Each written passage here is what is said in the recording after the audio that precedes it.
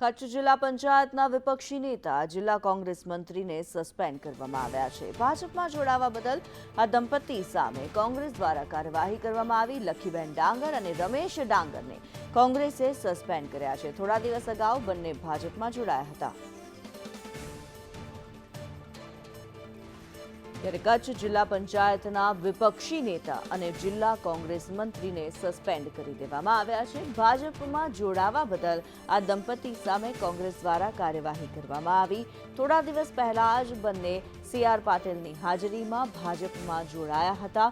જિલ્લા પંચાયત વિપક્ષી નેતા લખીબેન ડાંગર અને જિલ્લા કોંગ્રેસ મંત્રી રમેશ ડાંગરને કોંગ્રેસ દ્વારા સસ્પેન્ડ કરવામાં આવ્યા છે. ભાજપમાં જોડાવા બદલ તેમને સસ્પેન્ડ કરવામાં આવ્યા છે.